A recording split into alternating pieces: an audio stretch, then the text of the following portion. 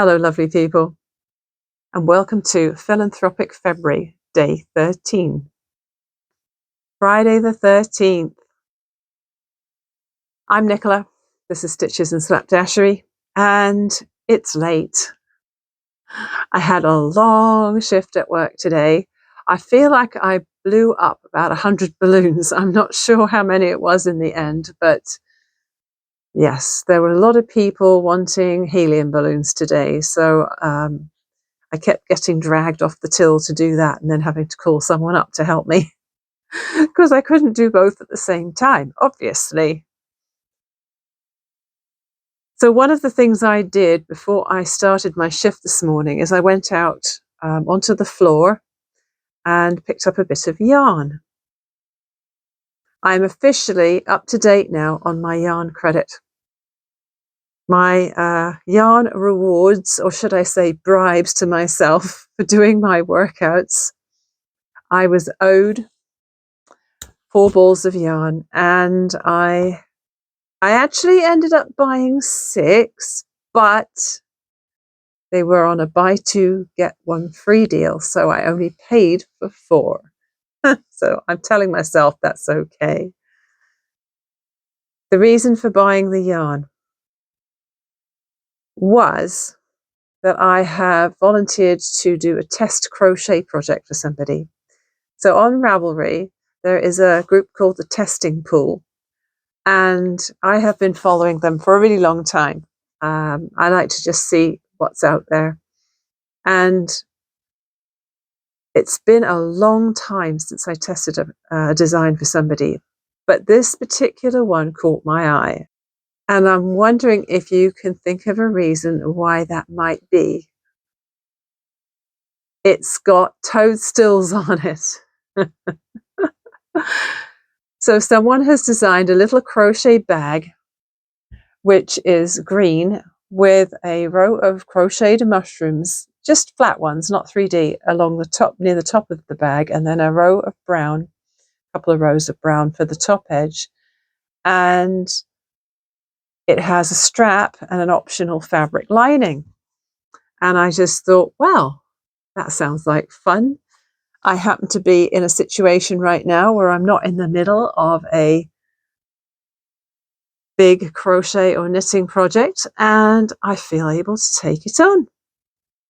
So as soon as I got to work, and before I clocked in for my shift, I went out on the floor and I picked up 4 balls of yarn for it. This is Loops and Threads Impeccable. It's a worsted weight medium number 4. Probably what people in the UK would call an Aran weight. And it's 100% acrylic. It's nice and soft.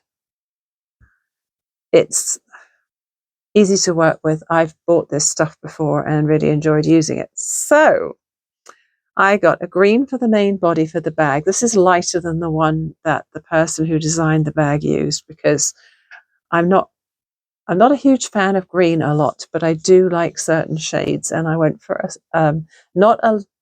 it's not a bright lime. It's called guacamole, but I think it's a nice grassy green. And then obviously I need red for the mushroom caps. This one is red hot, so that's a really bright red. And then for the spots on the mushrooms and the stems, I'm going to have lots left over after this. This is called Cloud. It's not a stark white. It's a nice off-white or ivory colour. And then for the contrast top edge of the bag, I got this one. It's soft taupe, just like a light brown. And so I put those at the till and planned to buy those by the end of the day. Well, when I started putting people through, lots of people were buying yarn today, and I was scanning in and I was realizing that it was on sale. Being a Friday at Michael's, brand new sale, I had no idea yarn was on. So over the course of the day, I'm thinking, well, what shall I do? Shall I do my buy 2 get 1 free, and then maybe play the daily coupon on ball number 4. But no, by the end of the day, I had decided to buy 6 balls of yarn. So what I'm going to do, I am going to crochet this little bag and give the designer all the feedback I can to help them tweak their pattern to be the best it can be. I'm not the only person doing that. There's some other people who volunteered for this bag too. And then what I'm going to do is I am going to use this claret red. It's a little different from the red hot. It's a darker red, a bit more toned down. And I'm going to make a version of the Melt the Ice hat. I've been following a lot of the posts that are on a Facebook group. The Facebook group is called Ravelry, but it's not actually officially sanctioned by Ravelry. Somebody a long time ago started it as an unofficial fans of Ravelry type group. And it's only just come to my attention. And because of these Melt the Ice hats, it's exploding with red hats right now. Knitted ones, crocheted ones, varying styles. And as you probably are aware, the US administration currently has what they call ICE agents in Minnesota. And there have been some egregious human rights violations and murders. And that is terrible, absolutely terrible. And the rest of the world is absolutely shocked by this. I'm in Canada and it feels too close for comfort. And I'm in BC, which is maybe a fair amount of distance away, but it still feels too close. And I just can't imagine how the people in the US are dealing with this right now. So lots and lots of people are making these red hats, and the hats are based on a style of Norwegian hat that was, it became popular in the 1940s as a resistance action against the Nazis in Norway. And there's a certain style to the basic hat. A lot of people are just winging it or going off on their own tangent and making a different style, because some of them are just either brand new to knitting or just coming back to knitting after many years, and this has spurred them to pick up the knitting needles or the crochet hooks again. And so a lot of people have tried to simplify it, but there's a yarn shop in Minnesota, I think it's called Needle and Skein, and they were the first ones to make this go really big, because they brought out a pattern and they are selling it on, well, I don't know if they're selling it online. Maybe you can get it on Ravelry as well. I'm not sure. But you can buy it for $5, and the money is all going to help people affected by ice. And so there are many, many people all over the world now making these hats in solidarity. One of my best friends just finished hers, and she made it a pretty classic shape. It's a lot of ribbing so that the brim can turn up, and then it has a point. So you change to stockinette and you decrease on 2 sides. So it makes this kind of pointy flap that when you wear it, it's supposed to just hang down at the side. And then there's a tassel, like a braid and a tassel. That's the classic design anyway. But as I say, lots of people are doing their own thing. And there are many, many people who are making them for themselves and for others, and helping to, what's the word I'm looking for? Spread awareness, I guess. Spread awareness and help people to demonstrate their resistance against the US administration. So I'm all in support of that. So that's what this will be. First, crochet bag. Second, melt the ice hat of some kind. I would like to do it pretty much as the Norwegian style showed. What my friend did, she did a kind of a Gansey knit and purl stitch pattern, above the ribbing, but before she started decreasing for the crown, which I think is lovely. And I made a comment on there. I said, if you kept that knit and purl band, you could use that as a place to put some subversive words in knits and pearls around the top, around the body of the hat. And I just thought, I need to think about maybe I could incorporate in that. So that's a project for another day. As I said, it's really late and I don't have a lot of brain space for actually making a lot or time either. But what I'm going to do is this Daphne's Diary magazine, which I've used for a couple of things already, but I still have a lot of stuff in there and things that I can do. It has a little project for some moths. So this shows you what they look like. So this is just a thin piece of paper, but right after that in the magazine were 2 thicker pages. And you can cut out these things, which are the bodies of the moths, and then a pair of wings, and then attach them like this with brads so that the wings can open and close, and when they open they reveal a message that you've written on the body. And I think that's really cute. Unfortunately, I do not have any brads. So I'm going to cut a few of these out tonight and think about who I might want to give them to, because they would make nice little messages for some people. Oh, I just thought, I hope, okay, it's okay. I was just cutting it out and thinking, well, maybe I'm ruining the one on the back, but they've lined it up so well that I'm cutting both sides out at once. Aha, okay, I get it. So I'm going to have 1, 2, 3, 4 altogether. This feels really thick. No, it's just definitely 1 page. So that's what I'm going to do. I think I'm going to just try cutting 1 body and set of wings out. And I am going to try and use some 4mm eyelets. I'm not sure if it's going to work, because if I put some eyelets in, it could just join the pieces of paper together. But I want them to be able to swivel.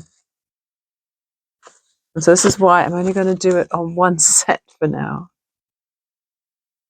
They do sell sets of brads, rather nice ones actually, at Michael's. And I looked at them once and I thought, they really are expensive for how many you get in the bag. So what I should probably do is go look at Staples, which is an office supply store. Isn't it a great name? Like, whoever decided to call Staples Staples was absolutely inspired.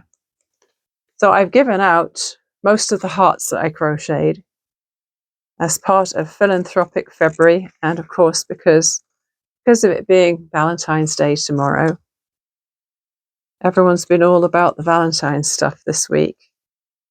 And whilst Mr. Stitches and I never really pay attention to it, it's always nice to do something for others that puts a smile on their faces. So there's been a lot of, mostly kids, who have come through with their parents this week, who I've offered a heart to. I've been making sure that the pocket of my work vest has been stuffed with hearts every time I've gone out on the floor, and it's been lovely. Lovely to do. Oh, and there was a little boy today. He was maybe 2 or 3, having an absolute tantrum at the till, and his mum's got a baby in a sling, and I thought, I feel for her. I was probably her a long time ago. So what I ended up doing was offering him a balloon, because there were some balloons that had been blown up, but the customer decided they didn't want them because they had asked for them online, and when they came in they decided that they didn't want them because they were the wrong shade of green. And I have to admit that the shades of green and yellow that they'd asked for did look pretty bad. So she picked out some new balloons and we inflated some new ones for her. And so there was this spare balloon and it was starting to sink because it's been blown up for a while. And it was on a ribbon. And so we offered him a little balloon. And then I also gave him a little heart. He was, by the time one of the other customers had given him the balloon, because I got distracted at the time I was going to offer it to him. So she did it. She gave him the balloon and then he was all smiles and then I gave him a little heart as well. So yeah, I think he felt a lot better by the time he left the store. All right, I've got to check what I'm supposed to be doing with these. Oh, okay, so the straight side of the wing goes in the center. But it doesn't really mark. It doesn't show you exactly where you're supposed to put the holes. Oh, yes, it does. There are circles on here. Okay, but there's no circles on the wings.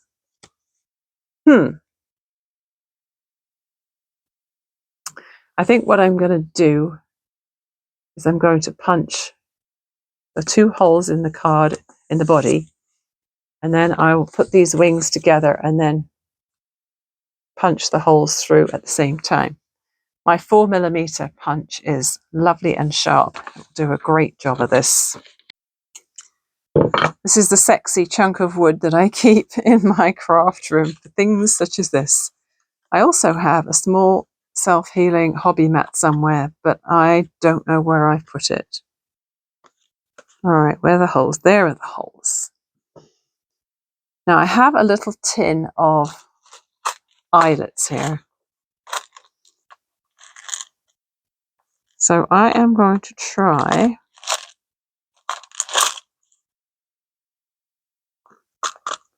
placing some eyelets in and maybe, just maybe, it will work. This is my Lee Valley 4mm hole cutter, which is very sharp. I could have whacked that harder, but didn't want to go overboard.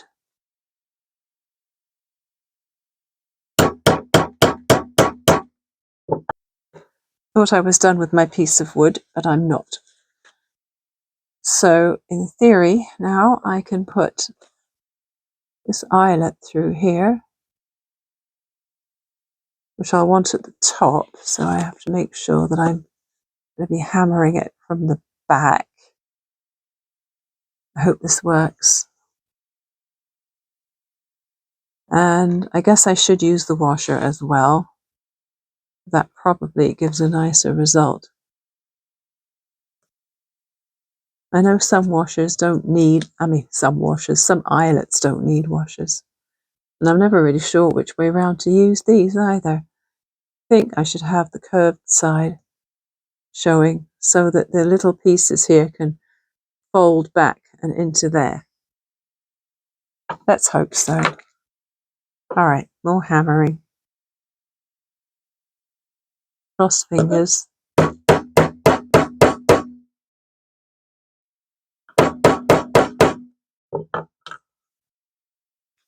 Please let it work. Oh, it works. Oh, I'm so excited.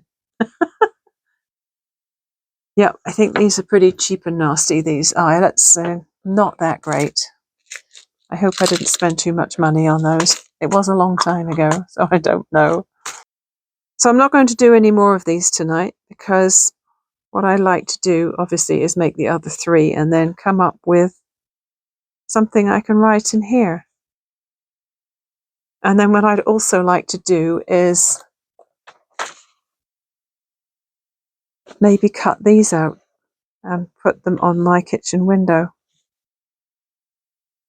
because they're rather pretty.